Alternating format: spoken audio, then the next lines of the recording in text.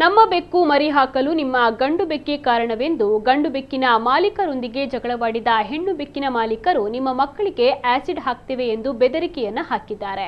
ಹೀಗಾಗಿ ಗಂಡು ಬೆಕ್ಕಿನ ಮಾಲೀಕರು 112 ಸಂಖ್ಯೆಗೆ ಕರೆ ಮಾಡಿ ಪೊಲೀಸರನ್ನ ಸ್ಥಳಕ್ಕೆ ಕರೆಸಿಕೊಂಡಿರುವಂತಹ ವಿಚಿತ್ರ ಘಟನೆಯೊಂದು ಸಿಲಿಕಾನ್ ಸಿಟಿಯಲ್ಲಿ ನಡೆದಿದೆ.